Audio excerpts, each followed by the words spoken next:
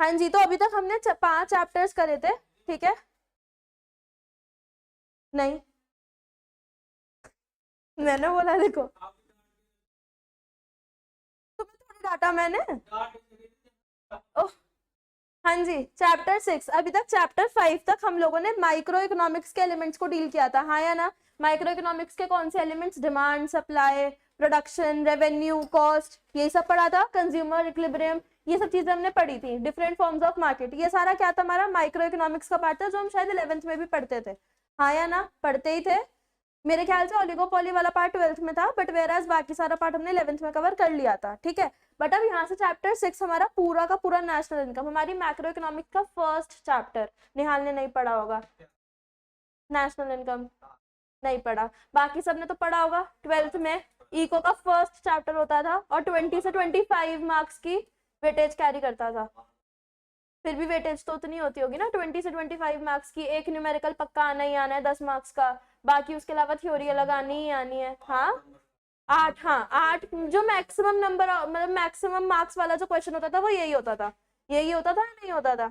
चलो, तो जो नेशनल इनकम है वो यहाँ पर भी हमारा 8 to 10 मार्क्स का पेपर में आएगा।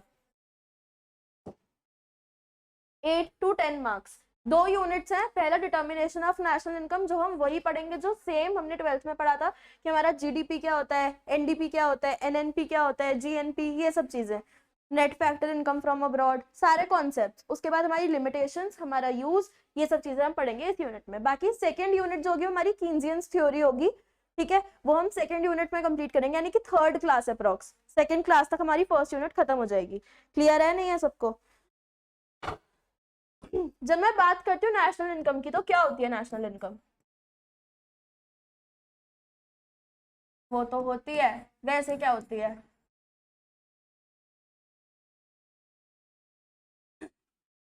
अभी निहाल को कुछ समझ नहीं आ रहा होगा, इसलिए थोड़ी लो लैंग्वेज में बोलो। क्या होती है नेशनल इनकम? सबकी कंबाइंड इनकम। और क्या हो सकती है नेशनल इनकम? क्या हो सकती है आशा का नेशनल इनकम? पता नहीं। डंडा उठवा लो बस, वो भी आदर्श पे। लड़ाई करवा के जाऊंगी आज मैं। पहले तो हेडिंग डालो national income accounting.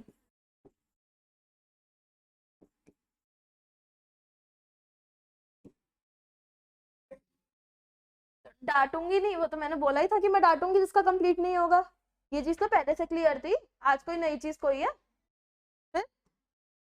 National income accounting डाल के 2 एरोस निकालने हैं तुम लोगों ने।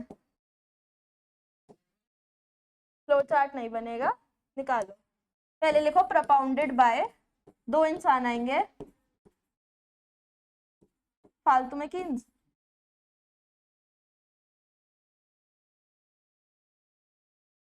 तुम लोगों ने पढ़े नहीं होंगे शायद से ये किन्स, मैंने भी नहीं पढ़ा, पता नहीं साई ने कहाँ से पढ़ लिया।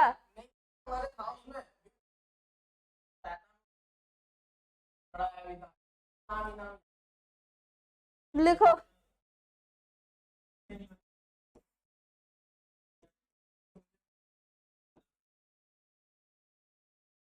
साइमन कजनेट्स, लिखो पहले। वंश नहीं, डिस्टर्बेंस नहीं अब, ठीक है, लिखो। सेकंड नेम है रिचर्ड स्टोन।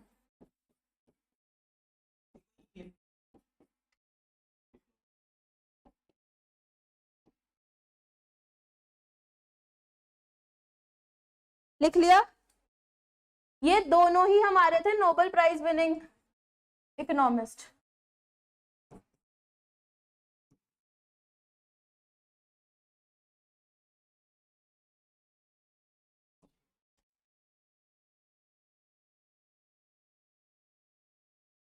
चलो आगे चलो, इन दोनों के नीचे एक एरो डालो, दोनों से कंबाइन करके। कैसे डाला है? कि तुम लोगों ने ऐसे ही डाल दिया क्या सेम? तो फिर नीचे ऐसे डाला होगा ना, एरोज नहीं डाले ऐसे दो, साइमन और इसके लिए। हाँ, तो फिर ऐसे ये कर दो, फिर नीचे लिखना। लिखवा रही हूँ, लिख लिया? ये लिख लिया, आगे चल दूं? आदर्श हो गया? देखो central statistical organisation, central statistical organisation bracket में CSO, चलूं आगे, चलूं लिख लूं आदर्श में, रुको लो,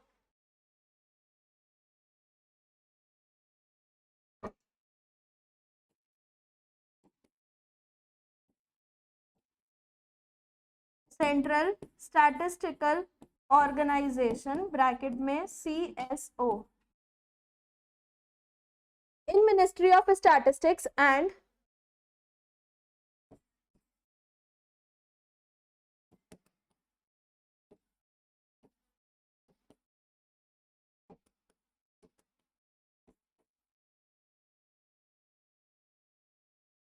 प्रोग्राम इम्प्लीमेंटेशन, लिख लो, is responsible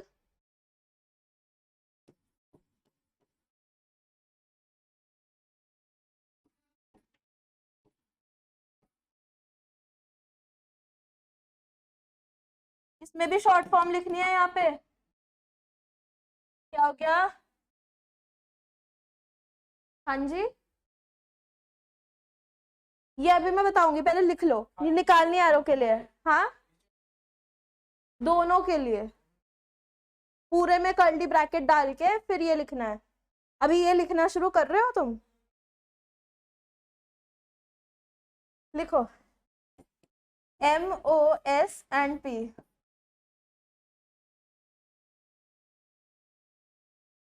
MOS P and I है, ये शॉर्ट फॉर्म्स एग्जाम में पूछी जाती हैं कि इनकी फुल फॉर्म क्या होगी, इसलिए मैं ये ब्रैकेट्स में लिखवा रही हूँ शॉर्ट फॉर्म्स, ठीक है। Is responsible for compilation,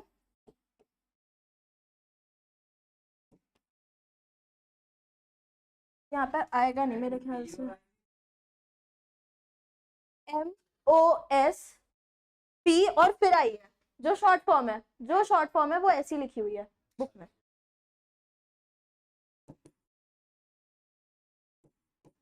is responsible for compilation of national income statistics, लिख लो,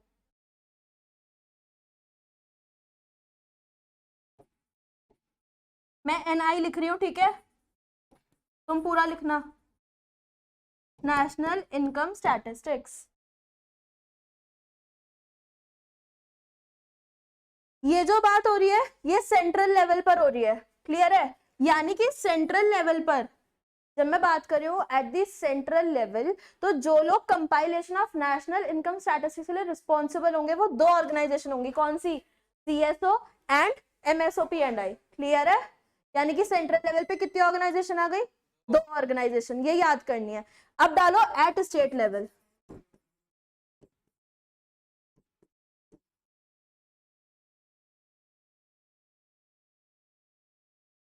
पहले लिखो DES, DES short form again, directorates of economics and statistics, DES,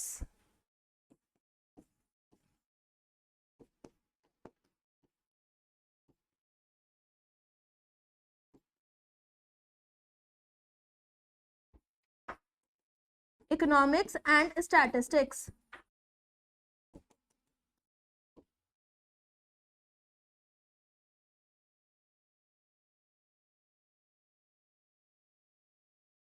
have the responsibility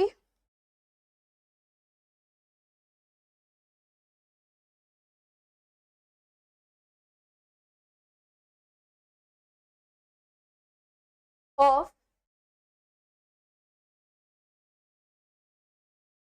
दिख रहा है ना छोटा करने के बाद भी,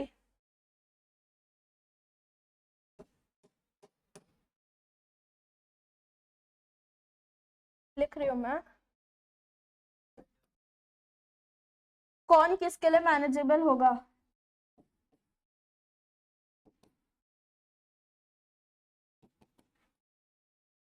have the responsibility of domestic product and other aggregates,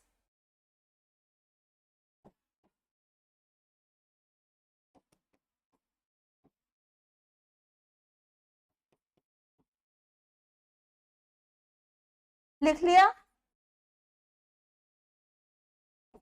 यानी कि नेशनल इनकम अकाउंटिंग के टाइम पर जो हमारे स्टैटिस्टिक्स की इवैल्यूएशन होगी वो सेंट्रल लेवल पर कौन करेगा? दो ऑर्गेनाइजेशन, सीएसओ और MOSP&I, क्लियर है। लेकिन एट स्टेट लेवल कौन करेगा? DES, क्लियर है। इनकी शॉर्ट फॉर्म्स याद रखनी है, फुल फॉर्म्स याद रखनी है, तीनों की हाईलाइट कर लेना। सीएसओ को, MOSP&I को और DES को हाईलाइट कर लो। दूसरे हाइलाइटर से इनकी फुल फॉर्म्स को हाईलाइट कर लो। कर रहे हो? नहीं कर रहे? इनसे ले लो, करते चलो ना साथ साथ, बैकलॉग में क्यों छोड़नी है चीजें, फिर वो रही जाती हैं।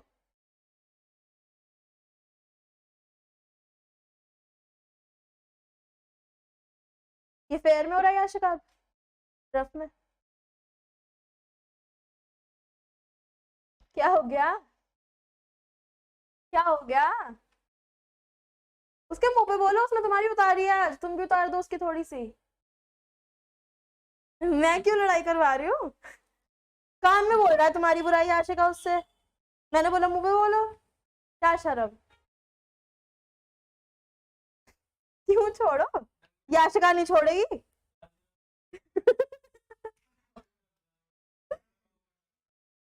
वो तुम्हें पिटवा रही है यार, तुम ऐसे ही छोड़ रहे हो।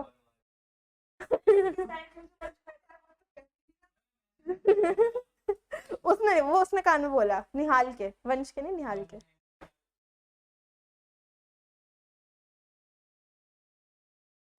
चलो आगे चले, चले आगे चले। डालो हेडिंग व्हाई दिस चैप्टर या फिर यूजफुलनेस ऑफ दिस चैप्टर, या फिर यूजफुलनेस ऑफ नेशनल इनकम।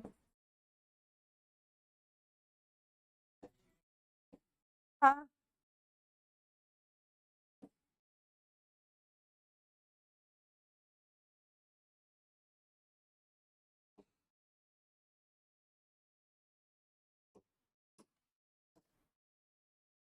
क्या हो सकती है यूजफुलनेस?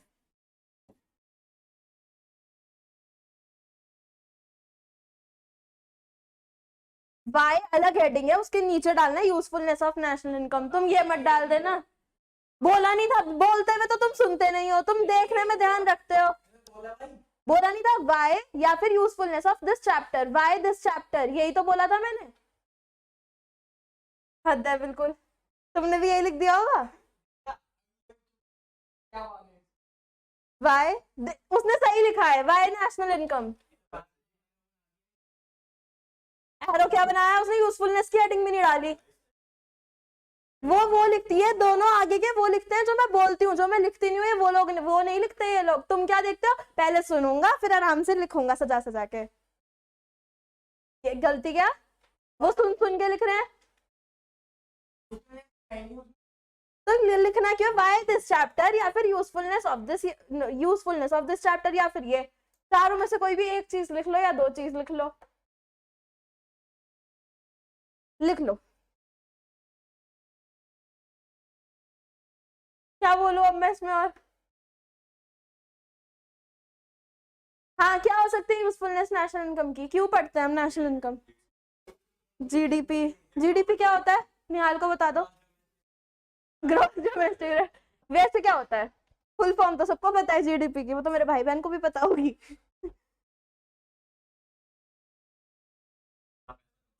हाँ, कितना पैसा बेसिकली कमा रहे हैं ऑल द सेक्टर्स।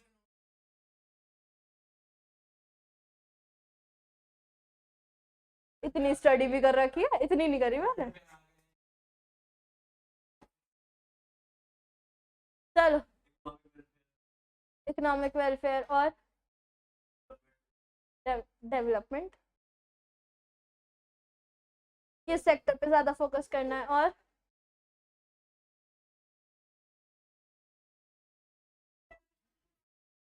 कंपेयर, हाँ गुड, कंपैरिजन के लिए पहला लिखो helps business to forecast demand of its product.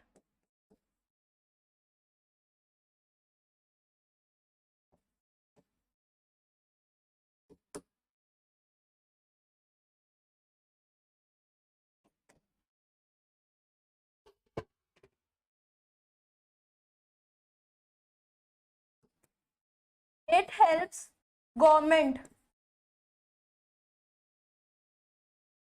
In making policies. Government policies कैसे बनाती है, हर चीज दिमाग में रख के ही तो बनाएगी, हाँ या ना। It shows composition of national income, जो अभी आशिका ने पॉइंट बताया था, अलग अलग सेक्टर की बताना।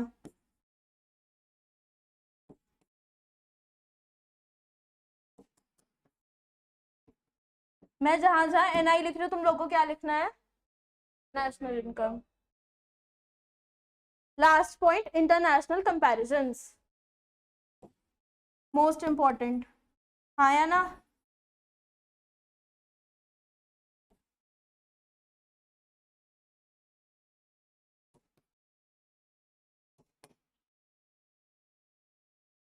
चले आगे।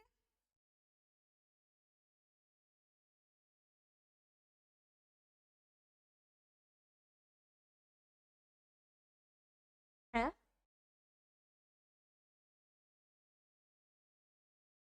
हाँ, ये होता है, केस स्टडी बेस्ड तो आएंगे, बट ऐसा कोई क्वेश्चन नहीं आएगा कि एक सिंगल क्वेश्चन 5 मार्क्स कैरी कर रहा है, ये नहीं होगा। 1 मार्क ईच ही होता है पेपर, कोई भी क्वेश्चन 1 से 2 मार्क्स का भी नहीं दिखेगा पेपर में। हाँ, केस स्टडी जरूर आ सकते हैं, सीटिंग अरेंजमेंट के क्वेश्चन केस स्टडी में ही आएंगे 3 मार्क्स के, डायरेक्शन टेस्ट के 3 मार्क्स का स्टडी में केस स्टडी में ही आता है, बट वैसे नहीं आएंगे क्वेश्चन कि कोरिलेशन रिग्रेशन सोच रहे हो कि बहुत बड़ा सा फॉर्मूला है, याद कर लेंगे 5 1 नंबर, तभी तो बच्चे छोड़ जाते हैं ऐसे चैप्टरों को। मैं पहले अटेम्प्ट में पूरी स्टार्ट छोड़ के गई थी, पूरी, सिर्फ मीन आता था, क्योंकि मेरा उस टाइम पे डेंगू हो रखा था और कोचिंग में वो चल रहा था, मेरा सारा छूट गया था, और वीडियो में मुझे कुछ समझ आया नहीं था, जबकि सेकंड अटेम्प्ट में पूरा वीडियो से करा था मैंने। हाँ, मैं कहती रही, मैं अपने फर्स्ट अटेम्प्ट में सब में पास थी, मेरा एग्रीगेट नहीं बना था, सिर्फ ये हुआ था, और एग्रीगेट भी 5 नंबर से फर्स्ट अटेम्प्ट में, जो मेरा फर्स्ट फाउंडेशन का अटेम्प्ट था। बाकी सेकंड अटेम्प्ट में तो फिर मैथ्स में हाईएस्ट मार्क्स थे मेरे, 86। दोनों अटेम्प्ट में अभिषेक भैया ने बताया था, लेकिन मैंने जनवरी, हमारे टाइम पे तो होता था ना जनवरी और जून, जून जनवरी, जून जनवरी होता था, पहले जून दिया था 12th के जस्ट बाद, वही तो मैं बोल रही हूँ, मेरी तरफ से नहीं हुआ था। हाँ हाँ, विवेक भैया का तो पूरा हो गया था, लॉ का हमने खुद किया था, मतलब भैया वीडियोस भेज रहे थे, अंकुर भैया बहुत कम आते थे, और नहीं, अंकुर भैया पढ़ाते थे, और मैथ्स का हो गया, याद नहीं है, खुद की थी, उसमें तो मुझे बहुत मजे आते थे, वो भैया पढ़ाएंगे भी नहीं, उसके लिए मुझसे ट्रिक्स सीख लेना, ट्रिक्स के लिए मैं बैठी हूँ, ट्रिक्स मैं बता दूंगी एलआर की, जो ट्रिक्स में अभी, चाहे अभी क्लास के बाद ले लेना, एक दिन का होता है वो, मैंने जो भी बैच के थे मैंने ट्रिक्स बताई थी, हमने मिलके आपस में से ट्रिक्स निकाली थी, तो वो ट्रिक्स देख लेना डायरेक्शन टेस्ट वगैरह के लिए, बाकी इजी है। सिटिंग अरेंजमेंट में तो देखो मुझे भी आज तक नहीं हुआ, मुझसे वो हिलता ही नहीं, मुझे ये भी पता है कि जो मैं छोड़ के आई थी क्वेश्चन, उसके अलावा जो मेरी 1 या 2 नंबर की नेगेटिव मार्किंग हुई है वो हुई सीटिंग अरेंजमेंट में, क्योंकि मैं वही गलत कर कर आई थी, बाकी उसके अलावा मेरा A to Z पेपर जितना मैंने अटेम्प्ट किया था वो पूरा ठीक था, इतना मैं कॉन्फिडेंट थी, मैथ्स के लिए मैं सबसे ज्यादा कॉन्फिडेंट थी, क्योंकि मेरा एक एक क्वेश्चन करा हुआ आया था, सीटिंग अरेंजमेंट का क्वेश्चन भी स्कैनर में से आया था, लेकिन मुझसे हुआ ही नहीं, मैं बता रही हूँ, क्योंकि सीटिंग अरेंजमेंट मुझसे हिलती ही नहीं है, बल्कि ब्लड रिलेशन, डायरेक्शन टेस्ट, और वो तीनों सीक्वेंस एंड सीरीज, ये तीनों चैप्टर ऐसे हैं कि मेरे टिप्स पे हैं, कि मुझे अभी भी तुम क्वेश्चन दे दोगे मैं कर दूंगी।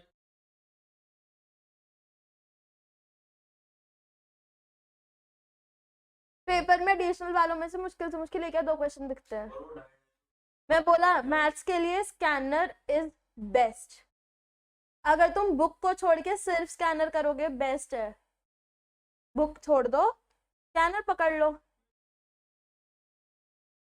Scanner is the best. Scanner के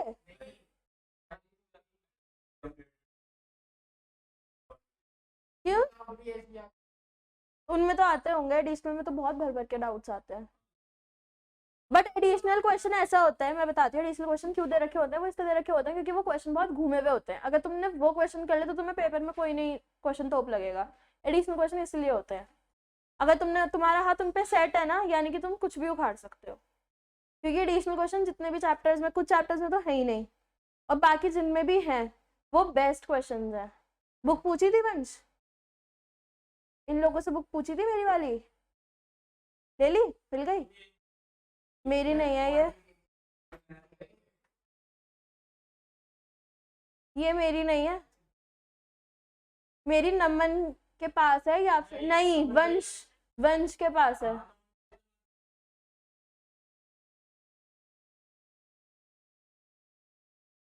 वंश को बोल देना दीदी मांग रही थी, कह देना, और ये प्रेम को वापस कर देना, मेरी वाली ले लेना, ठीक है, बोल देना उनको कि दीदी मांग रही थी कि वही वाली बुक दे दो, क्योंकि कुछ अलग तो है नहीं सिलेबस में, सेम है ना, सेम ही तो है।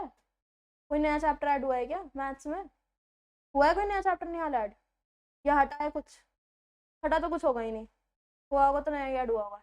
चले आगे चले, ब्रेक लग गया। डालो heading, various concept of national income, बड़ा बड़ा डालना, वेरियस कॉन्सेप्ट तो 2 या 3 लाइन में।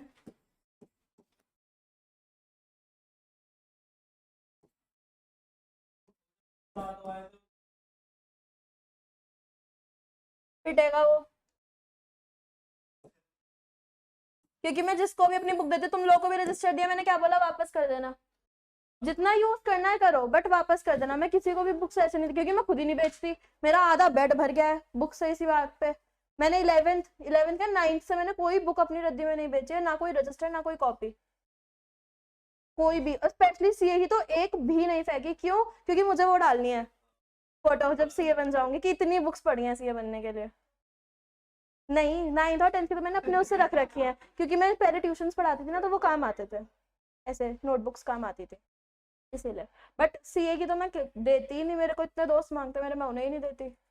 सारी एक एक रजिस्टर, देखा नहीं, ये रजिस्टर्स भी जो जिनसे मैं तुम्हें पढ़ा रही हूँ, वो रजिस्टर्स भी मेरे मेरे दोस्त के पास थे, वो मैंने मंगाए हैं उससे, मेरे को दे दे वापस, फेंक मत दियो गलती से भी, पता चला अपना समझ के फेंक दे, क्योंकि मेहनत लगती है रजिस्टर बनाने में, मैं रजिस्टर्स कभी नहीं फेंकती, जिसे लेने यूज करो, और मैं देती भी उसे हूँ जो मेरे को लगता है ना यूटिलाइज करेगा, मैं उसे देती हूँ। जैसे मुझे लगता है ना कि ये कुछ नहीं करने वाले, फेंक देंगे, इधर उधर पड़े रहेंगे इनके पास। और क्या होता है कि फॉर एग्जाम्पल तुम्हारे पास रजिस्टर है, तुम खुद तो पढ़ नहीं रहे, लेकिन किसी एक और को नीड थी, मैंने उसे नहीं दिया क्योंकि मैंने तुम्हें दिया, वो बच्चा पढ़ सकता था, लेकिन तुम नहीं पढ़ रहे, तुम भी नहीं पढ़ रहे ना वो पढ़ पा रहा, इसलिए मैं ऐसा को देती हूँ जो पढ़े एक्चुअल में, जो उसको यूटिलाइज हो जाए वो रजिस्टर, क्योंकि मुझे पता है ना रजिस्टर में मैं बहुत डीपली चली जाती हूँ, एक एक चीज लिखी हुई होती है रजिस्टर के अंदर, इसीलिए।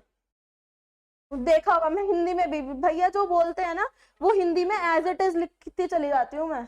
भैया के नोट्स वो हो गए हैं, करप्ट हो गए हैं, सुबह भैया ने भेज के मुझसे कॉस्ट का रजिस्टर मंगवाया है मेरा, कि अपना रजिस्टर दे दे, कि मुझे अपना रजिस्टर दे दे, मुझे पढ़ाना है, ये होता है, क्योंकि वो रजिस्टर में एक्चुअल में हिंदी में A to Z चीजें लिखी हुई हैं। तो मैं तुम लोगों से भी यही एक्सपेक्ट करती हूँ कि जब तुम इकोनॉमिक्स रजिस्टर बनाओ, ऐसा रजिस्टर बनाओ जिसमें A to Z चीजें ऐसी लिखी हो जो तुम्हें पेपर के टाइम पे रिग्रेट ना करे कि दीदी ने बताई थी और मैंने लिखी नहीं, क्योंकि अगर वो चीज होती है ना तो बहुत हर्ट होता है, फिर क्या होता है लेक्चर में ढूंढना पड़ता है कि कहाँ पे वो चीज बोली है, कहाँ पे बोली होगी। कई बार होता है कि हम कॉन्सेप्ट को बाद में भी डील कर रहे होते हैं, अब ये नहीं पता कि वो कौन से लेक्चर में है। भाई मैं सीए में इंटरमीडिएट में करती हूँ, मैं क्या करती हूँ, मैं हर एक लेक्चर का नंबर लिखती हूँ हर कॉन्सेप्ट के ऊपर। फॉर एग्जाम्पल जैसे मेरा ऑडिट के लेक्चर्स चल रहे हैं, मैं 10th लेक्चर पर हूँ फॉर एन एग्जाम्पल, तो 10th मेरे रजिस्टर में ऊपर यहाँ पर एक हेडिंग होगी लेक्चर नंबर 10, उसके कॉन्सेप्ट्स, और सर ने कोई कॉन्सेप्ट ऐसा बताया जो मैंने पहले लिखा हुआ है, लेकिन सर इस लेक्चर में भी बता रहे हैं, मैं पेजेस टर्न करके उस टॉपिक के ऊपर भी लिख देती हूँ कि इसका डिस्कशन लेक्चर इसमें भी हो रखा है। उससे क्या होता है, तुम लोग जब पेपर में रिवीजन करने बैठते हो, क्योंकि फर्स्ट रिवीजन में तुम एक्चुअल में पूरा सब कुछ पढ़ रहे होते हो, सेकंड रिवीजन में जाके तुम डाउट्स देखते हो, तो फर्स्ट रिवीजन में एक एक चीज रिकॉल होए और तुम्हें कोई कॉन्सेप्ट याद ना आए, तो तुम्हें पता तो है कि वो कौन से लेक्चर की बात हुई है, इसीलिए लिखना होता है वो। अगर तुम्हें लिखना हो, तुम अब से भी इकोनॉमिक्स का ये डाल सकते हो कि अच्छा आज ये चैप्टर 6 का लेक्चर 1 है, उससे क्या होगा, तुम पेपर के टाइम पे रिवीजन करने बैठोगे, तुम रजिस्टर खोलोगे, तुम्हें दिखेगा 6 इस लेक्चर का है, खोला, देखा, डन, कंप्लीट। वैसे अगर ये नहीं होता तो लेक्चर ही ढूंढते रह जाते हैं, कहाँ गया कहाँ गया कहाँ गया। होता नहीं होता, देखो आदर्श के फेस पे स्माइल आ गई। नहीं होता, ये नहीं याद रहता है, जो लिखा है वो है इनफ। गुड, चलो पहली हेडिंग डालो, जीडीपी फुल फॉर्म, ये तो सबको पता होगी। क्या कह रहे दीदी, एक ही चीज तो याद है आदर्श, एक ही चीज याद है, फुल फॉर्म भी बता दो चलो, कुछ भी। ओहो, याद है, ये पढ़ा था। डेफिनेशन भी क्यों नहीं आती थी, ऐसा कब हुआ, बोर्ड के तो हमने भी दिया, तुमने कौन से निकाल के वो अलग से बोर्ड दे दिया तुमने, देखा पेपर में तो आते हैं ना।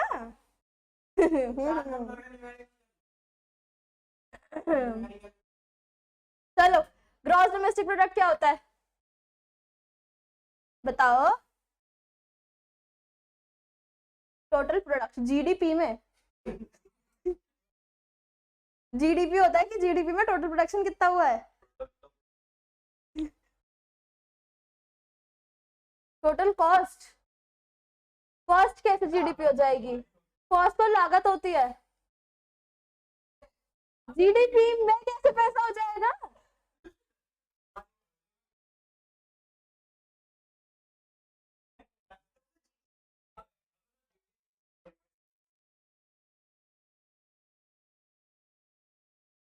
वो अलग चीज हो गई, वो अलग चीज है, वो पूरा कॉन्सेप्ट ही अलग हो गया।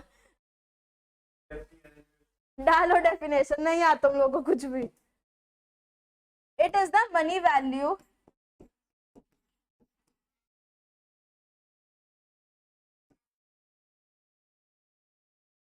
it is the money value of all final goods and services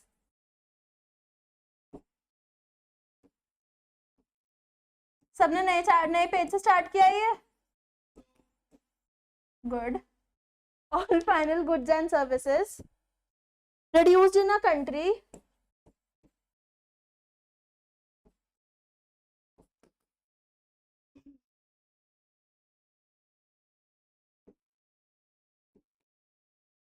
in a given या फिर particular period of time या फिर within a given period of time।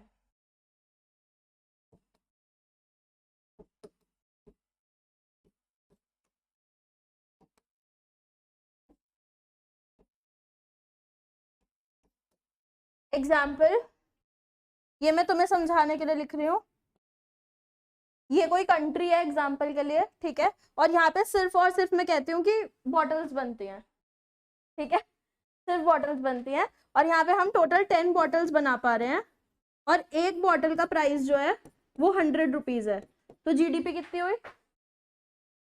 1000। Clear है, यानी कि फॉर्मूला क्या बना, P into P is price and Q is quantity या फिर आउटपुट। हमारी जीडीपी भी दो तरीके की होती है, याद है, कौन सी, डोमेस्टिक और नेशनल, कुछ भी, जीडीपी दो तरीके की होती थी,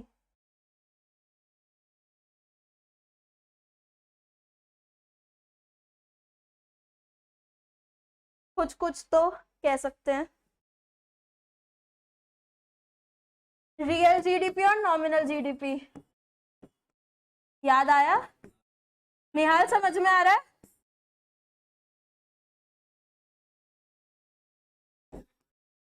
ये अपने आप ही कलर चेंज करता रहता है,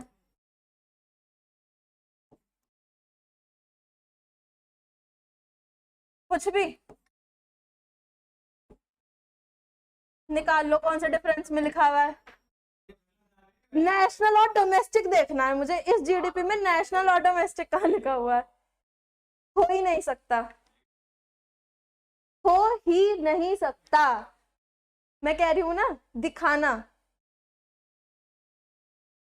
वो तुमने लिखा होगा, वो तुमने लिखा होगा, मैम ने नहीं लिखवाया होगा, ये जो भी है टीचर ने नहीं लिखवाया होगा।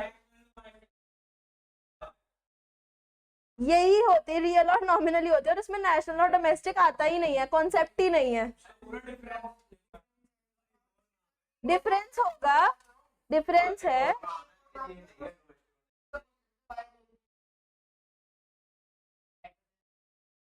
हम्म,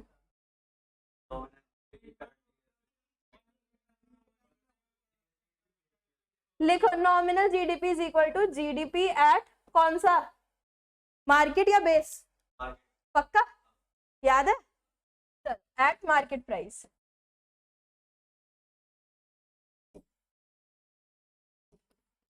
या फिर at current prices.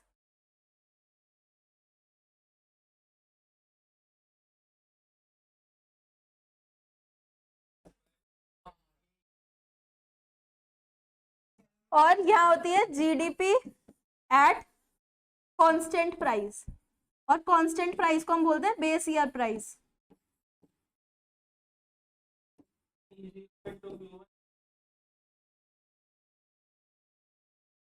Price index पे आ गए तो वो नहीं, मुझे यार प्राइस इंडेक्स का फॉर्मूला बोल रहे हो, लेकिन तुम ये जो मैथ्स में स्टार्ट में आएगा प्राइस इंडेक्स 1011 इंटू यही तो था 1011 उल्टा 1000 फॉर्मूला, भैया ने यही रटवाया हुआ है, 1011 अपॉन उल्टा 1000, और उसी से बस एक वो डिजिट याद कर लो, पूरा प्राइस इंडेक्स का चैप्टर यू हो जाता है। भैया यही पढ़ाएंगे प्राइस इंडेक्स में, 1011 उल्टा 1000, और उससे पूरा प्राइस इंडेक्स का चैप्टर सिर्फ एक ये 2 डिजिट पे टिका होगा, 2 नंबर्स पे। ये 2 नंबर अगर याद हो गए ढंग से तो देख लो, अभी तक भी याद है मैं बता रही हूँ ना, ये नंबर्स याद हो गए तो प्राइस इंडेक्स में तुम्हें फुल मार्क्स लाने से कोई नहीं रोक सकता। लेकिन अगर ये 2 नंबर में कंफ्यूज हो गए फिर तो गया प्राइस इंडेक्स का चैप्टर, क्योंकि वहाँ P0 Q0 P0 P1 ये सब चीजें चलेंगी, और कुछ नहीं है वहाँ पूरे चैप्टर में। थ्योरी भी है, आती भी है, तो भैया से कहना पढ़ाएंगे अलग से, मैं बता रही हूँ ना, आती है तुम्हें, वो दिखेगी उसमें स्कैनर में। चलो आगे चलो, बस यही 2 हेडिंग्स डालनी है, इसके ऊपर न्यूमेरिकल सॉल्व करेंगे। डालो चलो, न्यूमेरिकल की डालो पहले हेडिंग, लेकिन अभी तो मैंने फॉर्मूला ही नहीं लिखवाया, तो न्यूमेरिकल कहाँ से करोगे। क्या हो गया पॉइंट, अच्छा तुम लोगों ने डिफरेंस ही बना लिया क्या पूरा।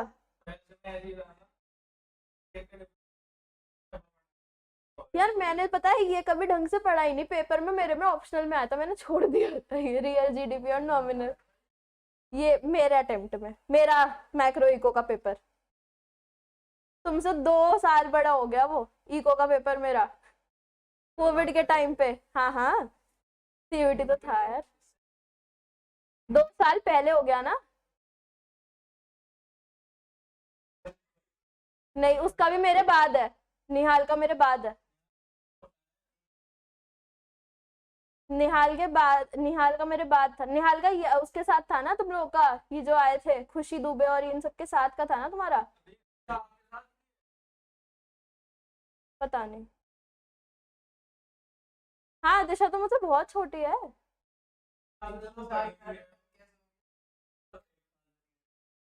साल में 3 होते हैं ना।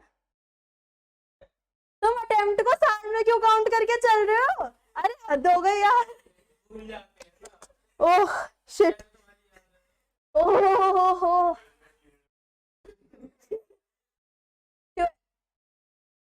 ज्यादा हो गया आज के लिए, चलो आगे चलो, लिख लिया ये, एग्जाम्पल लिखो, बीच में लिखना है एग्जाम्पल, पता चला इधर और उधर लिख रहे हो, ठीक है।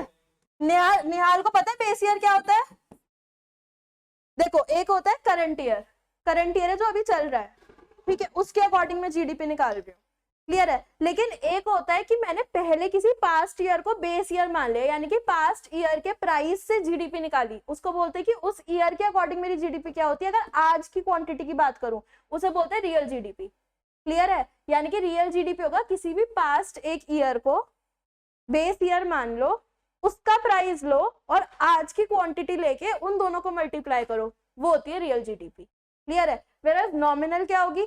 आज का प्राइस, आज की क्वांटिटी। क्लियर है? एग्जाम्पल से और अच्छे समझ आएगा। एग्जाम्पल में ईयर है 2000 और अब क्या चल रहा है 2025।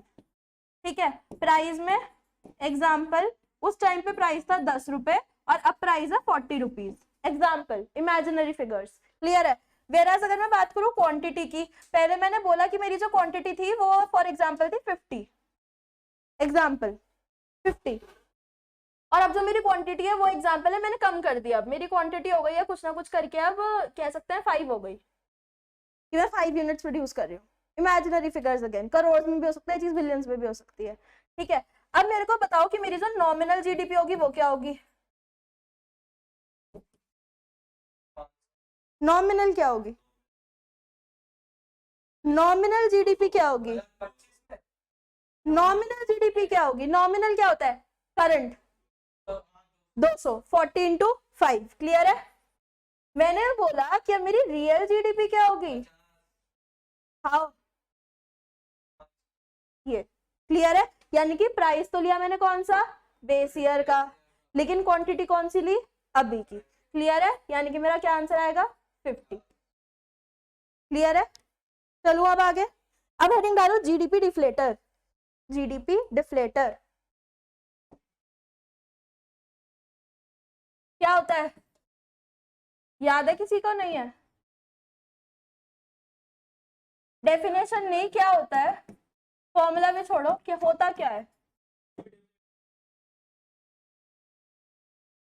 कैसे याद है तुम्हें सब? पहले तुम मुझे बताओ, 11th का तो तुमने, 11th तो तुमने पढ़ी नहीं थी, ये तुम्हें अब भी रटे पड़े हैं।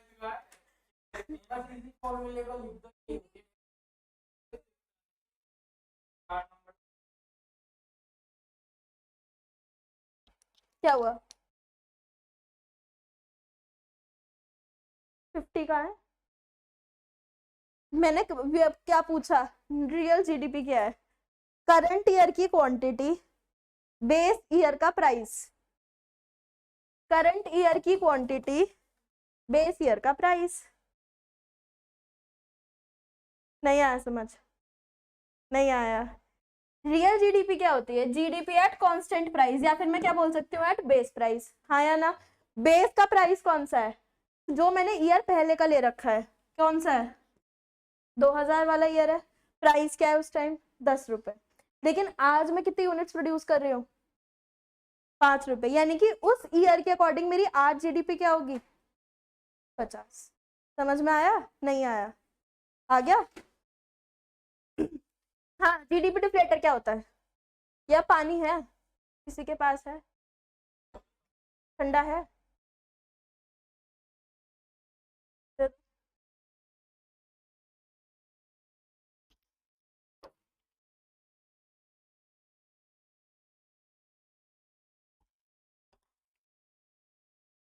यही रखिए, ठीक है, आकर्ष ले लेना।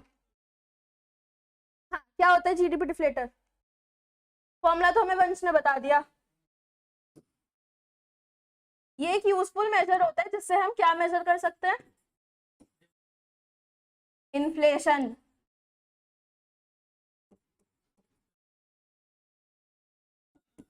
हद है बिल्कुल। इन्फ्लेशन क्या होता है? महंगाई। बेसिकली महंगाई, यानी कि एक ऐसा टूल है जिससे हम महंगाई को मेजर कर सकते हैं। हाँ या ना? इसका जो फॉर्मूला होता है वो होता है क्या? बोलो। Very good.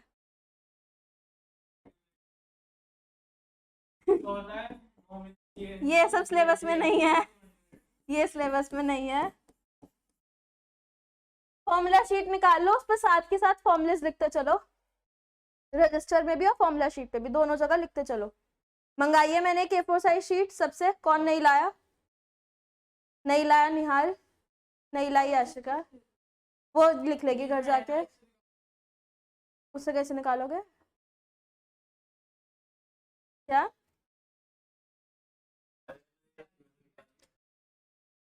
ओ वाह, कितने अच्छे बन के दिखा रहे हैं सब। मैं तो देख रही हूँ अच्छा कितना उनके दिखा रहा है आकाश कि मैं तो लेके आया हूँ। बहुत बढ़िया। और मुझे दिखा भी आगे की तरफ से रहा है जिधर से फोल्डेड है। मैंने कहा वाह, वेरी गुड। तो आओ, तो तुम तो फिर भी 9 बजे आए हो। देखो उसने भी निकाल ली। निकाल लो तुम भी रजिस्टर में से और लिख लो फॉर्मूला हाथ हाथ उस पे, जीडीपी डिफ्लेटर का। निहाल को भी दे दो एक निकाल के ऐसी शीट। आ जाओ, आ जाओ। फालतू में खुद लेकर आओ अपने नोट्स। हम्म।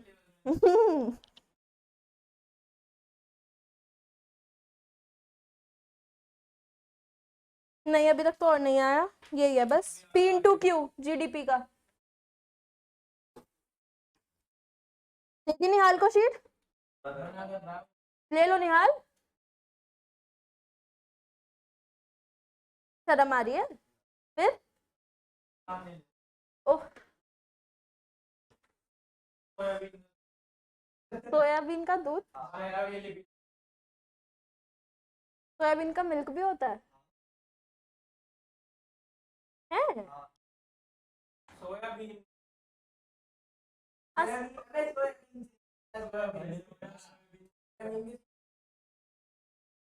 ऑयली ऑयली नहीं होता होगा।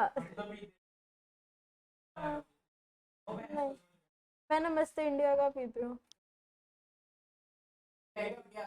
वो पाउडर्ड होते हैं ना।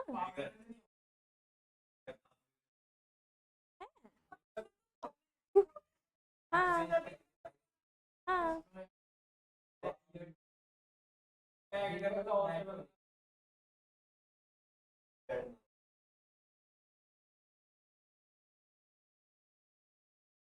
कोई भी चीज एनिमल से लिंक ना हो उसे बोलते हैं विगन, यानी कि कोई डेयरी प्रोडक्ट ना हो बेसिकली।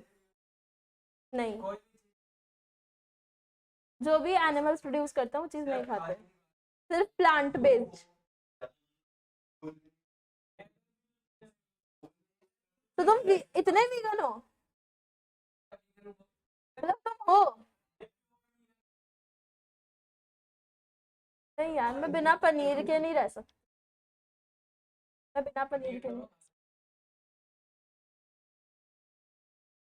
टोफू कहते हैं बट वो नहीं अच्छा होता है यार, खाया है मैंने। तुमने टोफू ही नहीं सुना? बहुत बढ़िया। पनीर ही होता है एक तरीके से बट दूसरे तरीके, मतलब वीगन मिल्क से बनता है। और वो कहते हैं उसमें प्रोटीन ज्यादा होता है कंपेयर टू रियल पनीर, उससे बहुत ज्यादा प्रोटीन होता है। जो लोग जिम करते हैं वो टोफू ही खाते हैं, पनीर नहीं खाते। मेरा भाई टोफू ही खाता है। हाँ हाँ। सॉरी।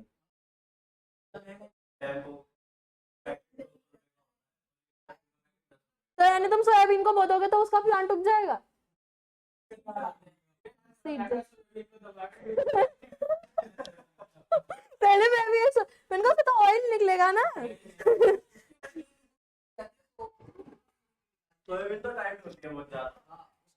नहीं वो बॉईल होकर हो जाती है ना ठीक। नहीं अगर तुम जनरल सोया, तुम्हें क्या लगता है कोकोनट को जब तुम दबाते हो वो ऑयल ही निकलता है डायरेक्ट उसका। जब तुम सोयाबीन को तुम उनको भी दबाओगे तो ये यही तेल ही निकल, वो ऑयल ही नहीं होती, तुम छू के देखना कभी। सोयाबीन ऑयल नहीं आता मार्केट में, बड़े पागल हो।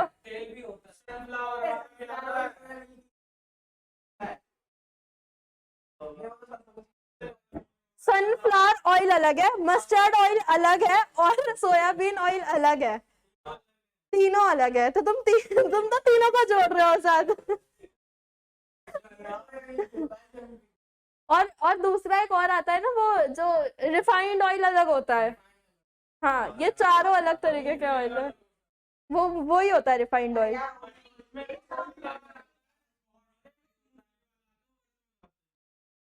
मुझे क्या पता है कि जो फॉर्च्यून का रिफाइंड ऑयल होता है उसे व्रत में खाते हैं। नहीं वो नहीं वो नहीं वो नहीं, जिसपे वो छोटे छोटे ब्लैक वाले सीड्स बने होते हैं वो वाला नहीं।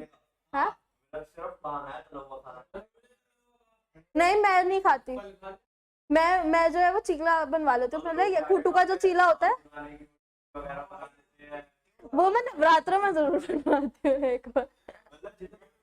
वो तो ज्यादा व्रत में खाते हैं एक्चुअल में, इसलिए कहते हैं कि जो एक्चुअल व्रत होते हैं ना वो मॉमडन्स रखते हैं और जैन लोग रखते हैं, वो थूक भी नहीं सटकते अपना व्रत में। थूक थूक जो मुंह में सलाइवा आता है वो भी नहीं सटकते।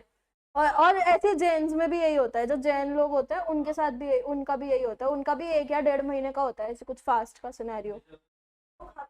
नहीं, सिर्फ रात को जैसे थोड़ा सा खाया। हाँ हाँ हाँ, बनिया नहीं होते, जैन अलग कास्ट होती है, जैन तो अलग कास्ट। हाँ हम इको की क्लास में हम क्यों कल्चर स्टडी कर रहे हैं, तो इसलिए कल्चर स्टडी करेंगे कि जैन लोगों की कितनी डोमेस्टिक प्रोडक्ट है। हाँ जैन लोग तो आलू प्याज मतलब रूट्स के कोई फ्रूट्स वो कुछ नहीं खाते वो लोग, ना आलू ना प्याज। हाँ दोनों अलग अलग होते हैं, वो तो पढ़ा है हिस्ट्री में। हाँ और एक वाइट, जो दिगंबर होते हैं वो वाइट क्लोथ डाल के घूमते हैं, ये होता है हाँ, दो होते हैं। हाँ, पलक बताती थी हमें, बैच में थी, वो पता है उसके सामने के जैसे चींटियां चुड़ियां बहुत सारी, बच के चलो बच के चलो बच के चलो, वो ऐसी थी। हाँ कोई कोई भी एनिमल, तुम्हें बताया नहीं था मैंने, एक बार वो आ गया था कॉकरोच अंदर, तो वो कितनी पागल हो गई थी, उसे बेकायदा कपड़े में लपेट के बाहर बाइज्जत फेंक कर आए थे। मारा नहीं था कॉकरोच को हमने, प्रफुल, वो बेचारा मारने वाला था, पलक नहीं मारना मत, मैं अपनी आंखों के आगे मरता हुआ नहीं देख सकती हूँ। जैसे इंसान मर रहा है यहाँ पे। मैंने कहा यार कॉकरोच तो पता नहीं मैं दिन में कितने मरते हैं यार घर में ही, मेरे ही घर में मरते हैं इतने तो यार, मेरा भाई लेके चप्पल घूमता रहता है उनके पीछे। मैं मारूंगा। अब तुमने उस दिन यहाँ वो मारा था, देखो ये रही उसकी डेड बॉडी। कृष्ण तो मारा था, क्या मारा था। हाँ डेड बॉडी अभी भी चिपकी हुई है उसकी वहाँ। Self defence. चलो चलो चले आगे चले, हो गया, इसको प्राइस इंडेक्स भी बोलते हैं, पता है आदर्श, वंश को वो चैप्टर पूरा याद है। हाँ तो तुम क्यों नहीं पढ़ रहे। 11th तो नहीं पढ़ी थी बस, तुम्हारी ऐसी कर देती है 1 मिनट में सेट मस्त एकदम। ओह, है शिका तो बेसिकली जीडीपी डिफ्लेटर का मतलब ये होता है कि पहले तुम मोमोज की प्लेट अगर 100 रुपए की खाते थे तो वो आज 200 रुपए की हो गई, तो वो तुम कैसे इवेल्युएट करोगे कि महंगाई कितनी बढ़ गई है, यानी महंगाई कितने से बढ़ी है 100 रुपए से, यानी कि वो 100 रुपए तुम कैसे निकाल सकते हो, वो होता है तुम्हारा जीडीपी डिफ्लेटर। क्लियर है या नहीं है, एग्जाम्पल में डालो, न्यूमेरिकल है, सॉल्व करना है तुम्हें। Nominal GDP 1200 CR, real GDP 1000 CR।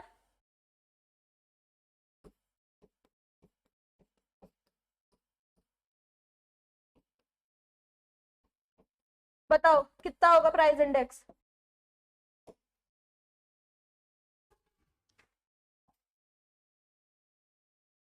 GDP and GDP यानी कि नॉमिनल 12 CR। हाँ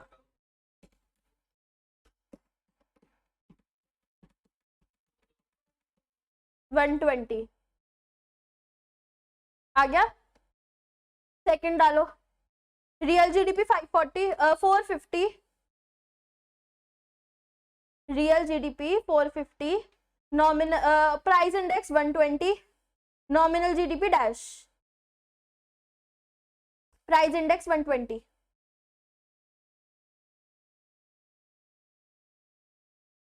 450।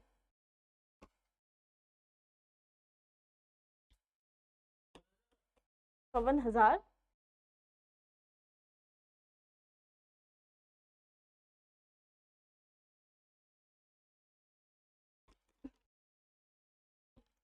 540। आदर्श ने एक भी नहीं किया है ना। आ गया आंसर सबका। नेक्स्ट हेडिंग डालो, इन्फ्लेशन रेट।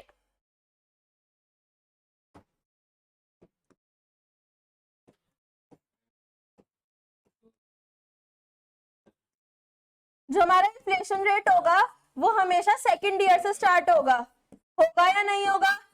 क्यों? क्योंकि ईयर 1 से तो तुम लोग ईयर 1 के बेस पे कैलकुलेट करोगे ना, यानी कि ईयर 2 से इन्फ्लेशन रेट कैलकुलेट करना स्टार्ट करोगे। ईयर 1 का तो इन्फ्लेशन रेट मिल होगा क्योंकि वहां से तो स्टार्ट हो रहा है ना। हो रहा है नहीं हो रहा? नहीं आया निहाल को समझ? मैंने बोला ईयर 1 है, ईयर 1 से तुम कैसे कौन से पास्ट ईयर लोगे? कोई पास्ट ईयर नहीं है, यानी कि ईयर 2 से इन्फ्लेशन रेट कैलकुलेट करना शुरू करोगे ना कि महंगाई कितनी बड़ी। क्लियर है? यानी इसका जो फॉर्मूला होता है वो होता है जीडीपी डिफ्लेटर, हाँ inflation rate, GDP deflator in year 2 sorry, less GDP deflator in year 1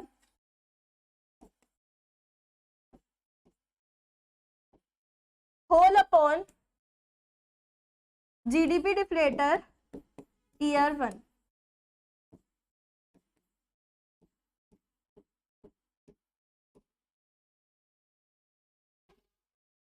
into 100।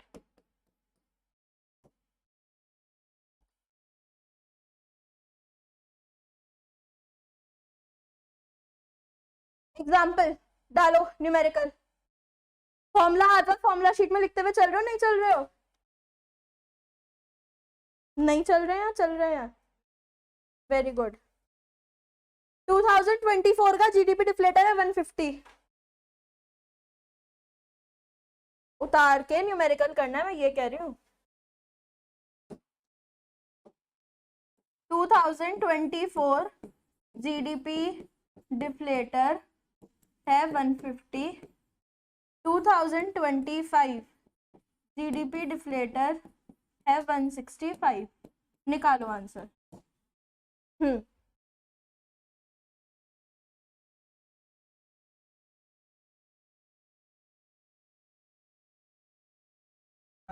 10%।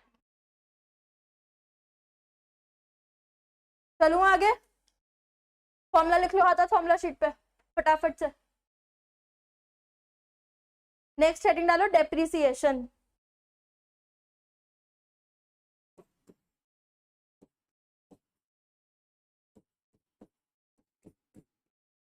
Depreciation को मैं क्या बोल सकती हूँ?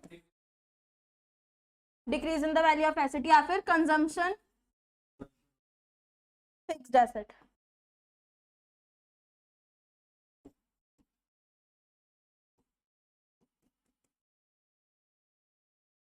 फिक्स्ड एसेट या फिक्स्ड कैपिटल?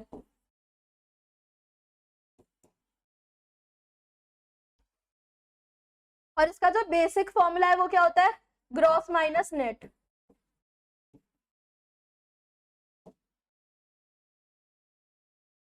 अब फॉर्मूले आएंगे, जीडीपी एमपी लेस डेप्रिसिएशन क्या बनेगा?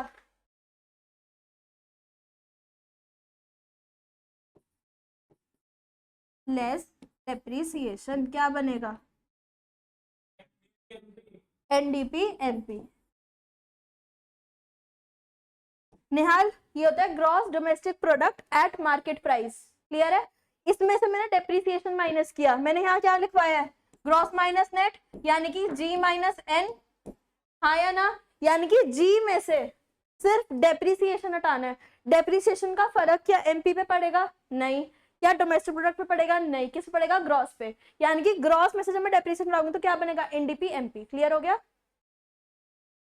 और इसी का दूसरा formula NDP MP plus depreciation क्या बनेगा? GDP MP. क्लियर है? दूसरा फॉर्मूला में लिखवा नहीं रही, एक ही फॉर्मूला लिखो और यही फॉर्मूला अपनी उसमें लिखना, फॉर्मूला शीट में। ये वाला मत लिखना, ये तुम्हारी अंडरस्टैंडिंग के लिए। ग्रॉस माइनस नेट तुम्हारी अंडरस्टैंडिंग के लिए है। जो मेन फॉर्मूला है वो कौन सा है? ये वाला, जीडीपी एमपी लेस डेप्रिसिएशन। क्या हुआ? ये मेन फॉर्मूला है।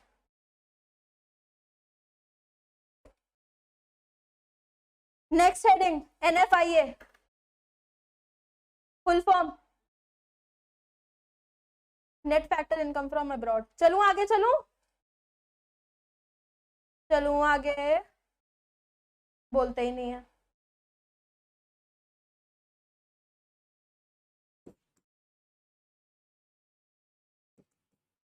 NFIA net factor income from abroad. Formula क्या होता है, याद है? याद है नहीं है? वो क्या होता है? वो आ गया है। हाँ निकलता वही है, ठीक है। नेट एक्सपोर्ट्स, ये कहा गया। पूरा चैप्टर हलवा हो गया क्या दिमाग में एक या दो डेफिनेशन पढ़ने के बाद? आकर्ष को देखो, थिंकिंग बड़े।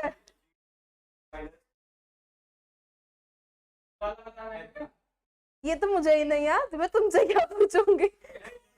इसका सीधा सीधा फॉर्मूला होता है national product minus domestic product. अब तुम इसका नाम कुछ भी लगाते रहो, वो तुम्हारे ऊपर है।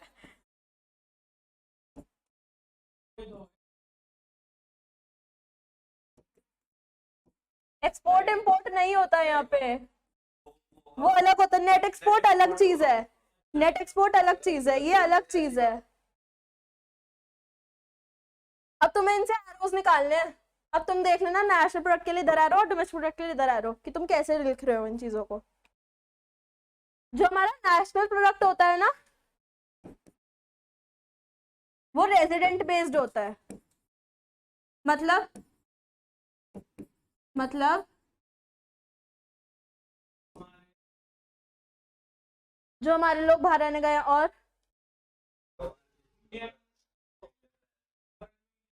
जो हमारे लोग पैसा कमा रहे हैं इंडिया में, वो इनकम भी क्लियर है। वेयर एज में इंडिया के कुछ लोग, फॉर एग्जाम्पल आकर जापान गया, वहां पे वो कमा रहा है, अच्छे खासे पैसे वहां से कमा रहा है, तो जो वो पैसे वहां कमा रहा है ना, वो भी मेरी नेशनल प्रोडक्ट में आएगा। क्लियर है? यानी कि रेजिडेंट बेस्ड है। इंडिया के रेजिडेंट्स जो पैसा कमा रहे हैं, वो क्या होती है मेरी नेशनल प्रोडक्ट। क्लियर है? हाँ वो भी इसी में इंक्लूड होगा। तो वो यही वाला पार्ट है ना, मतलब इंडिया के लोग बाहर बैठे हैं, वो पैसा कमा रहे हैं, और वो इंडिया के ही लोग हैं, बेसिकली रेजिडेंट्स इंडिया के हैं, तो वो पैसा किस में जाएगा, मेरा नेशनल प्रोडक्ट में जाएगा। क्लियर है? यानी कि तुम यहाँ रेजिडेंट बेस्ड लिख लो, या फिर तुम ये लिख लो कि यहाँ पे बेसिकली जो हमारी इंडियन इनकम है वो प्लस जो इनकम इंडिया के लोग फॉरेन में कमा रहे हैं।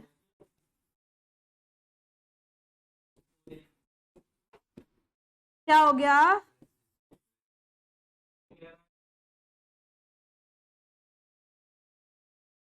अच्छा, तुम के ड्रामा फैन हो क्या?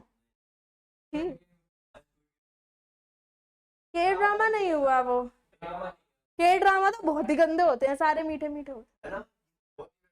सॉरी गर्ल्स हु आर के drama fans, I am not that. के आर्मी है क्या आशिका? है? हो शिट, देखा, यही एक की फीलिंग सेट कर दी मैंने। कोरियन ड्रामास, जो वो है बीटीएस आर्मी, बीटीएस। हाँ मतलब वही है, तो सारे कोरियन ही ना। तुम ड्रामास देखते हो? हाँ वो बहुत रोमांटिक टाइप्स होते हैं ना। हाँ थ्रिलर भी अच्छे होते हैं यार, मेरे को इंटरेस्ट ही नहीं आया कभी। मेरी फ्रेंड्स बहुत देखती थी, बहुत देखती थी स्कूल टाइम में।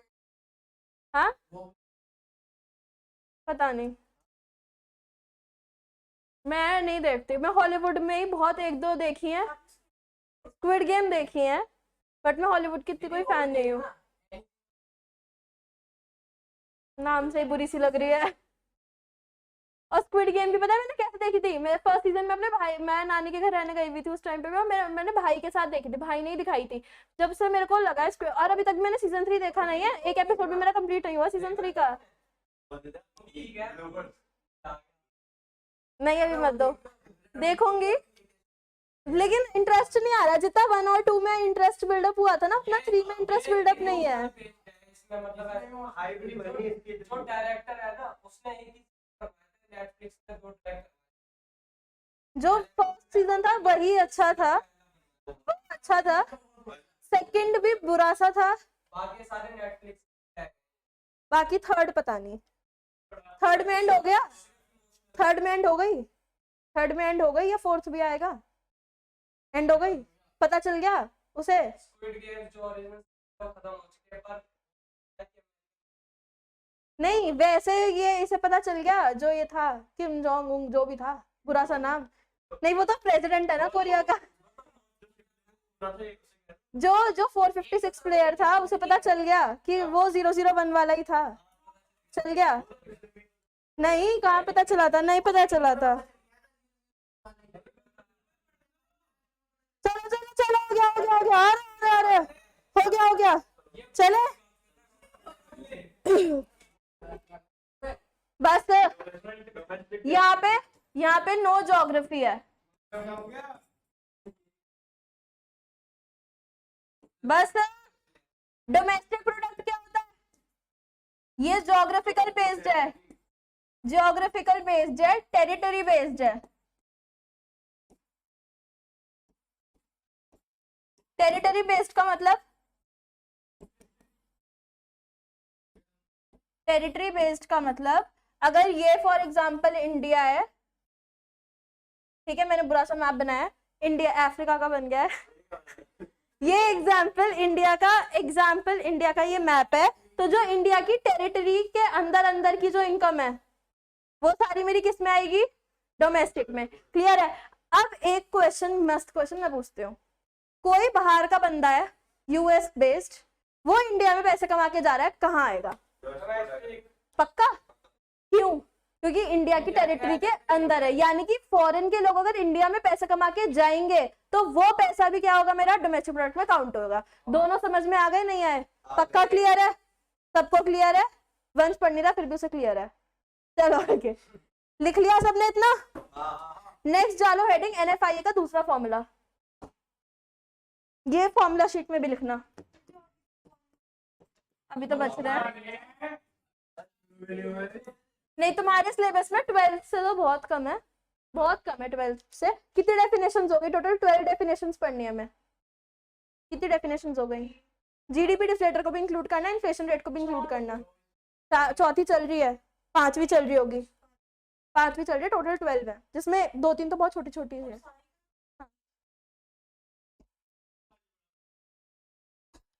सोच के तो मैं यही आई थी, चलो net compensation from employees, net compensation of employees, हाँ दोनों में लिख लो क्योंकि इसका एक्सप्लेनेशन भी है। और क्या होता है याद है, वो अलग चीज है,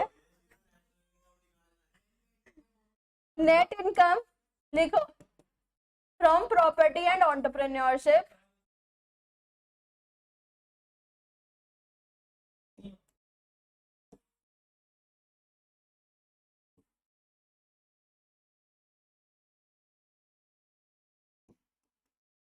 और तीसरी, हाँ नेट रिटेन्ड अर्निंग्स,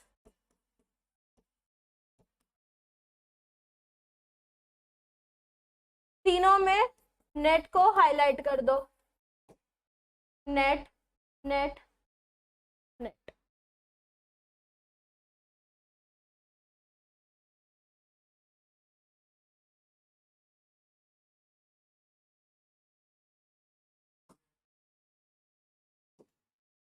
एग्जाम्पल में 2 डिब्बे बना लो,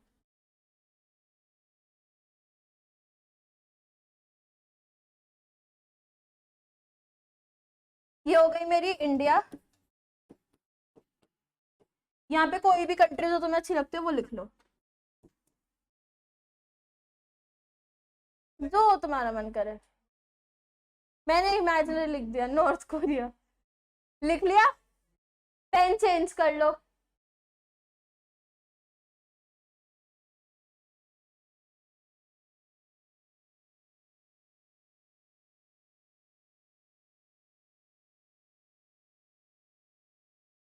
यहाँ पे कोई बंदा है जो इंडियन है,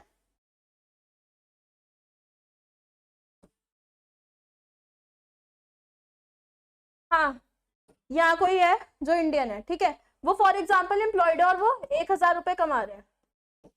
क्लियर है तो कौन सी इनकम? इंडियन इनकम है, नेशनल। नेशनल है या फिर डोमेस्टिक है? हमारे लिए नेशनल है, उसके लिए डोमेस्टिक है। क्लियर है? वेयर एज मैंने बोला इसकी कोई प्रॉपर्टी है यहाँ पे, ठीक है, वो प्रॉपर्टी पे वो रेंट कमा रहा है से 800 रुपए, ठीक है, और वो क्योंकि फॉर एग्जाम्पल इस प्रॉपर्टी पे अपना बिजनेस भी चला रहा है, एग्जाम्पल में इमेजिनरी में बोल रही हूँ, तो एंटरप्रेन्योरशिप के अकॉर्डिंग वो प्रॉफिट भी कमा रहा होगा, हाँ या ना? एग्जाम्पल 600 रुपए, इमेजिनरी फिगर्स अगेन। ये सारा पैसा कहाँ आएगा? ये कौन सी हुई? नेट फैक्टर इनकम टू या from abroad? From abroad. Clear है? अब मैंने बोला यहाँ पे कोई यूएस बेस्ड इंसान है, अगेन वो भी यहाँ पे पैसा कमा रहा होगा, एग्जाम्पल में 1,000 रुपए उसकी यहाँ पे इनकम है, वेयर 800 रुपए का उसका एग्जाम्पल वो यहाँ पे रेंट पे कर रहा है रहने का। क्लियर है? फिर रेंट रिसीव कर रहा है अपनी प्रॉपर्टी का। ये वाली इनकम कायदे में इधर जानी चाहिए, हाँ। ये कौन सी हुई? Net factor income to abroad, हुई या नहीं हुई? यानी कि NFIA कितना बना? Net factor income from abroad कितना बना टोटल? मैंने बोला टोटल, टोटल टोटल नेट बोला है, 0।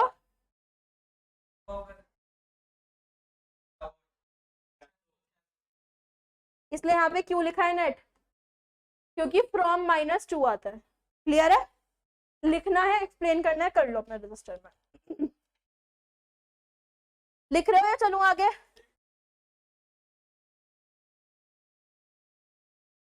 समझ में आ गया? निहाल समझ में आ रहा है ना? ऊपर से तो नहीं जा रहा कोई भी कॉन्सेप्ट?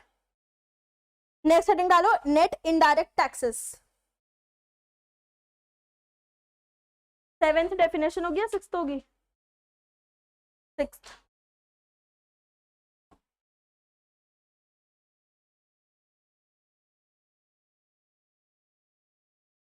नेट इनडायरेक्ट,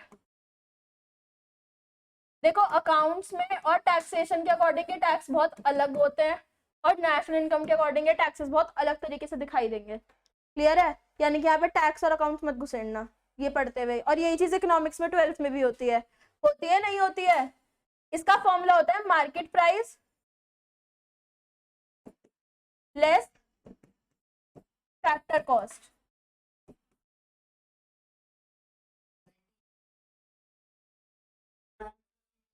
वो भी करेंगे, पहले ये लिखो, करेंगे अभी।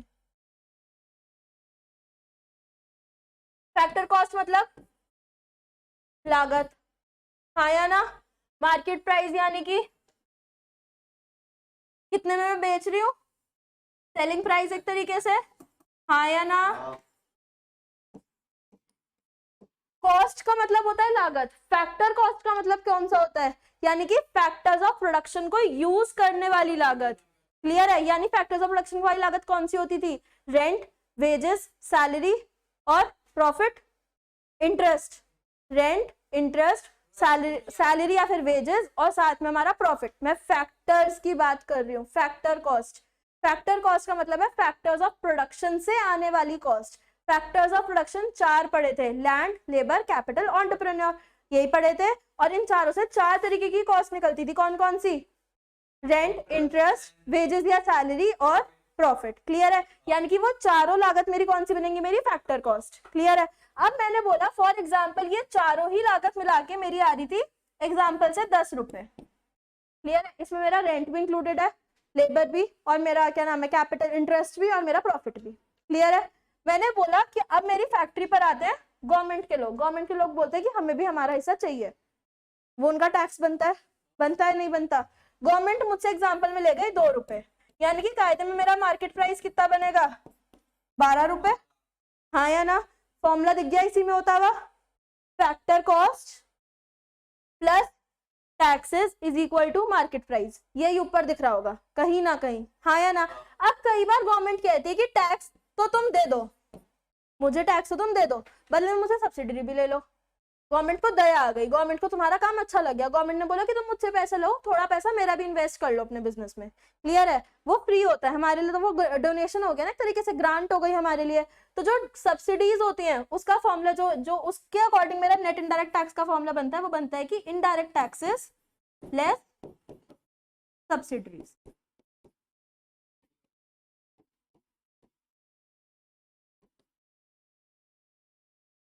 यही बनती है मेरी क्या, NIT। दोनों फॉर्मूला लिख लो फॉर्मूला शीट में।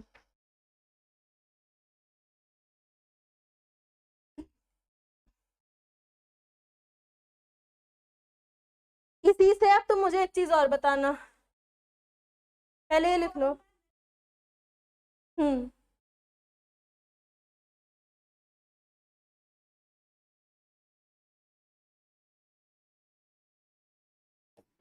GDP MP लेस NIT क्या बनेगा?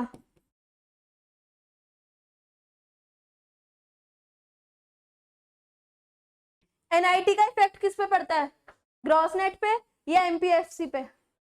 MPFC पे, यानी कि इफेक्ट का क्या आएगा, GDP FC। समझ में आ गया निहाल? ये देखना है कि इसका इफेक्ट किधर पड़ रहा है, ग्रॉस नेट पे पड़ रहा है या MPFC पे पड़ रहा है, जिस पे पड़ रहा है वो चेंज हो जाएगा। क्लियर है? हाँ वो तो हो चुका।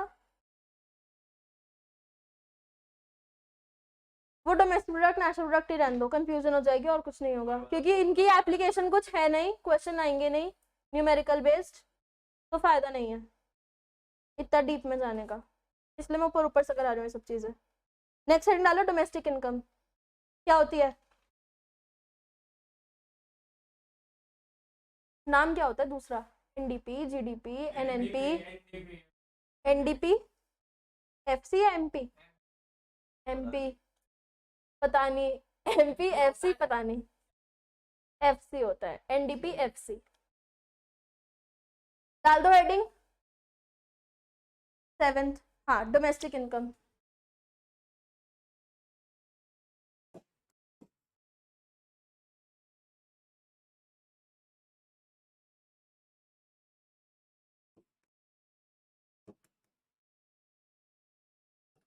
NDP FC।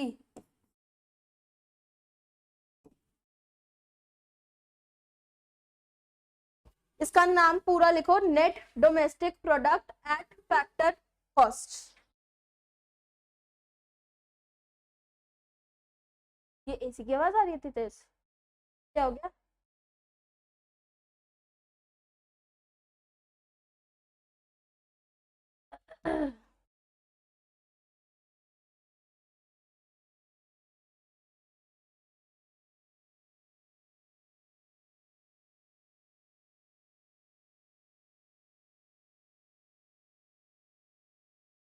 क्या चिका आ रही है, उसने घेरी है कुछ भी, तो तुम अपनी तरफ कर लो फिर। स्विंग कर रखा है तुम लोगों ने, इसलिए तुम तो कहीं नहीं रही होगी, आकाश तक ही घूम रहा होगा स्विंग। तुम्हारे बाल तो सारे उड़ रहे हैं वंश, और तुम कह रहे हो हवा, तुम देखियो देखना आ रही है ना, मैं देख रही हूँ, कह रहा हवा नहीं आ रही, मैं देख रही हूँ बाल तो तुम्हारा एक एक उड़ रहा है। फॉर्मूला लिखो, compensation of employees plus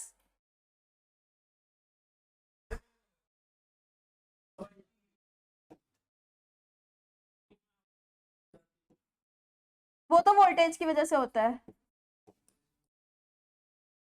compensation of employees operating surplus plus mixed income. अभी बताएंगे mixed income of self employed लिखना। हाँ, mixed income of self employed.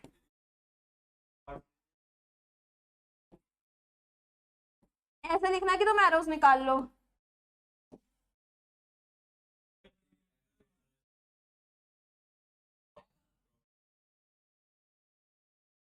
Pen change कर लेना। क्या हो गया?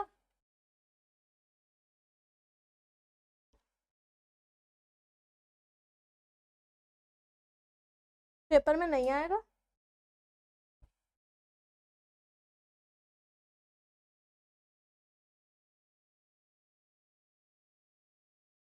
कंपनसेशन ऑफ एम्प्लॉयज में क्या आएगा?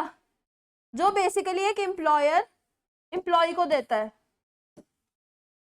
एम्प्लॉयर एम्प्लॉय को देता है क्या? इन कैश,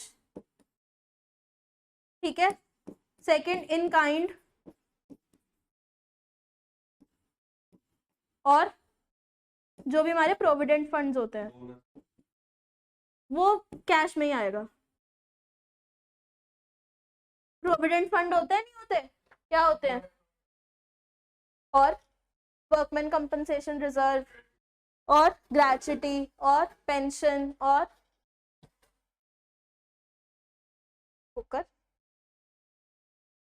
कुछ भी। ये तुम बहुत डिटेल में पढ़ोगे आगे टैक्स में। और सैलरीज का एक पूरा चैप्टर है जिसमें तुम ये सब पढ़ोगे, pension, gratuity, provident fund, provident fund में recognise unrecognise, statutory, non statutory, सब चीजें बहुत डिटेल में।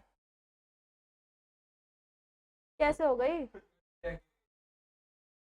Employer contribution to various funds या फिर बेसिकली प्रोविडेंट फंड्स में इंक्लूड हो जाते हैं सारे, ग्रेच्युटी वगैरह तुम्हारी हर चीज, ठीक है। फिर तुम्हारी आती है क्या? Operating surplus. इसमें क्या होता है? और बस ऑपरेटिंग सरप्लस में आते हैं रेंट, रॉयल्टी, इंटरेस्ट और प्रॉफिट। प्रॉफिट भी फर्दर 3 तरह में चला जाता है। कहाँ? Corporate tax profit. निहाल को समझाओ।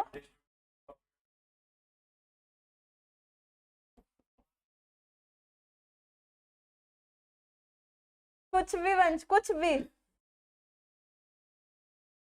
हाँ, पागल हूं मैं, पढ़ा रही हूँ, आने का ही नहीं है।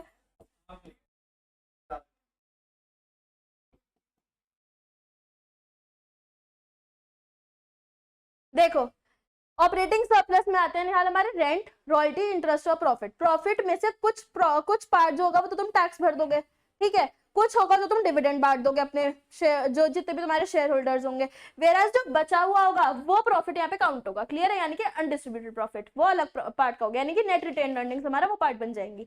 अब मैं बात करती हूँ मिक्स्ड इनकम की, तो वो क्या होती है? कुछ फार्मर्स है एग्जाम्पल, ठीक है। फार्मर है, उसके पास अपना बिजनेस है, क्या करता है? वो खुद उगाता है, खुद बेचता है, क्लियर है। यानी एंटरप्रेन्योर भी वही है, फैक्टर ऑफ प्रोडक्शन में लेबर भी वो खुद है, उसके अलावा लैंड भी उसकी है, और वेराज उसकी कैपिटल भी उसी की है या नहीं है? यानी कि जो वो रेंट, इंटरेस्ट और वेजेस और प्रॉफिट दे रहा है वो किसको दे रहा है? खुद को भी दे रहा है, और वेराज उसकी कंपनी के भी मिक्स है। यानी कि जो मिक्स के पूरा पार्ट बनता है वो क्या बनती है? मेरी mixed income of self employed. Clear है? हो गया? आगे चलो, नेक्स्ट डालो नेशनल इनकम। थोड़ा सा बचा है, बस थोड़ा सा, दो, अच्छा 2 और कर लो, 10, 11, 12 कल कर लेंगे, ठीक है। 9 तक पॉइंट्स आज कर लो, 10, 11, 12 कल कर लेंगे, ठीक। भैया तो वैसे आ ही नहीं रहे ना अभी, अभी तो नहीं आ रहे, जब तक तो पढ़ लो, तो जब तक तो पढ़ लो, जब तक तो हो जाएगा जितना मैं आज के लिए करके लाई हूँ। हेडिंग डालो नेशनल इनकम। नेशनल इनकम कौन सी होती है? कौन सी होती है? नाम क्या होता है इसका दूसरा? एनएनपीएफसी। 8th है 9th है? 8 है।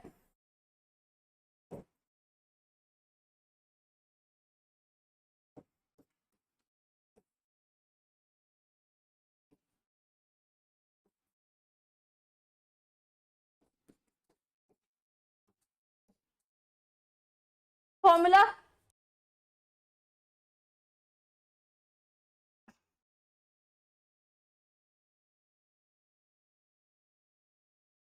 डोमेस्टिक इनकम से बताओ,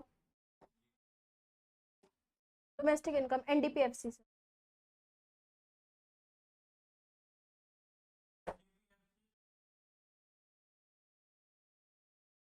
कुछ भी, इसका फॉर्मूला होता है डोमेस्टिक इनकम,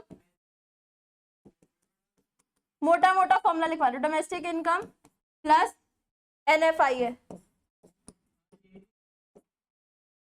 तो ये नेशनल इनकम होती है।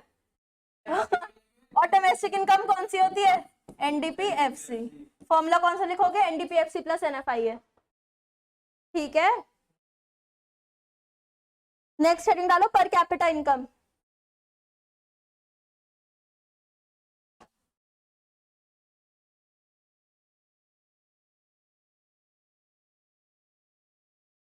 डालो next heading, per capita income.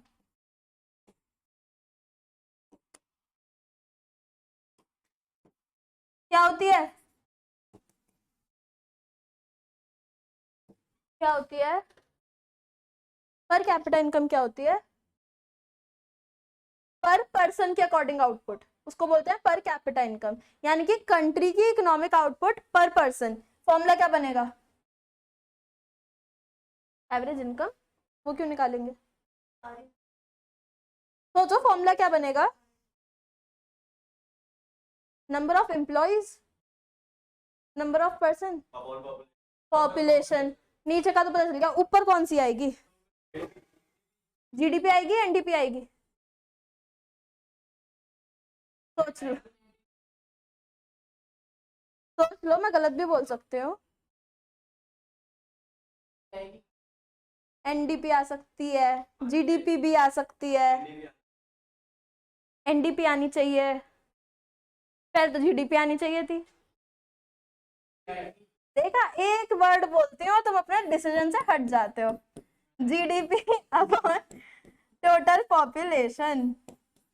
और जीडीपी कौन सी, रियल नॉमिनल, पक्का, मेरे अकॉर्डिंग तो नॉमिनल होनी चाहिए, रियल। और जीडीपी, रियल का मतलब होता है बेसिकली एडजस्टेड जीडीपी बोलते हैं हम यहाँ पे, ठीक है, एडजस्टेड बाय इन्फ्लेशन, लिख लो ये तो, वेरी इंपॉर्टेंट, हाईलाइट कर लेना, जीडीपी एडजस्टेड बाय इन्फ्लेशन, यानी इन्फ्लेशन हटा के जीडीपी, क्लियर है। कंट्रीज इकोनॉमिक आउटपुट पर पर्सन, ये डेफिनेशन है।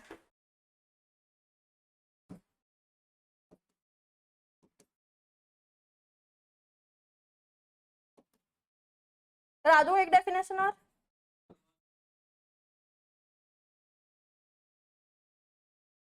निहाल समझ में आ गया, नहीं आया, पक्का, घर जाके एक बार फिर से रिकॉल करना ताकि नाम याद हो जाए अभी, क्योंकि नाम याद नहीं होंगे कि एनडीपीएफसी क्या होता है, एनएनपीएफसी क्या होता है ना, तो वो चीजें घर जाके एक बार पढ़ोगे तो याद हो जाएंगी।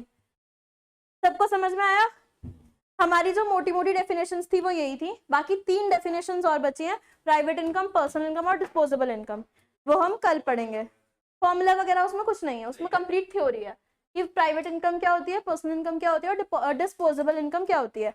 ये पढ़ने के बाद हमारा आएगा सीधा सीधा वो वाला वैल्यू एडेड मेथड और इनकम वाला, जो 2 मेथड्स थे ना, इनकम एक्सपेंडिचर और वैल्यू एडेड, ये 2 मेथड थे, हाँ वो अलग अलग 3 थे, हाँ 3 थे, ठीक है। हाँ अब देखो तुम्हें करना क्या है, इसके न्यूमेरिकल पूछेगा नहीं, पेपर में न्यूमेरिकल नहीं पूछेगा, पूछेगा तो पूछ भी सकता है, मुझे इतना आइडिया है नहीं क्योंकि मेरे अटेम्प्ट में ये चीजें थी नहीं। वेयरएज मैं एक बार फिर से पेपर को रिकॉल करूंगी, क्योंकि जो तुम्हारी बुक में क्वेश्चन दे रखे हैं एक भी एमसीक्यू में न्यूमेरिकल नहीं दे रखा, इलस्ट्रेशंस बहुत हैं। जैसे हमारी ये यूनिट खत्म होगी हम पहले इलस्ट्रेशंस ही सॉल्व करेंगे इस चैप्टर की, क्लियर है। उसमें तुम्हारे पूरे 12th वाले बड़े बड़े क्वेश्चंस दे रखे हैं इलस्ट्रेशंस कंप्लीट, हाँ, बट वो पेपर में मतलब अभी तक एमसीक्यू में तो नहीं देखे मैंने, बाकी मैं एक बार फिर से चेक करूंगी, तो स्कैनर वगैरह में चेक करूंगी मैं फिर से कि क्वेश्चंस हैं या नहीं है ऐसे न्यूमेरिकल वाले। तो हम न्यूमेरिकल वाले क्वेश्चन क्लास में करेंगे, नहीं तो हम न्यूमेरिकल वाले क्वेश्चन क्लास में नहीं करेंगे। जब पेपर में आएंगे ही नहीं तो हम करें क्यों, टाइम वेस्ट क्यों करें उनके ऊपर। क्लियर है? तो हम थ्योरी पे ज्यादा फोकस करेंगे एज कम्पेयर टू न्यूमेरिकल्स। अगर नहीं हुए तो, whereas अगर हुए तो हम करेंगे सॉल्व। क्लियर है? बाकी कीन्जियन थ्योरी अभी जो आएगी उसमें भी पूरी थियोरिटिकल बातें हैं, एक या दो न्यूमेरिकल अगर होंगे तो होंगे, वेराज पूरी थियोरिटिकल बातें हैं। अब तुम्हें करना क्या है, घर जाके इसको फिर से रिकॉल करना है ताकि तुम्हारे मुंह पे वो चीजें बैठ जाए, फॉर्मुलेस बैठ जाए। फॉर्मूला शीट पे सबने कंप्लीट करे हैं नहीं करे हैं? आदर्श करे हैं नहीं करे हैं? लास्ट वाले रह रहे हैं, तो कल तक आदर्श बिजनेस साइकिल कंप्लीट हो जाए। ठीक है, बाकी कल कौन कौन सी क्लासेस हैं? पहले आज के लिए इतना ही, ठीक है, रिकॉर्डिंग के लिए।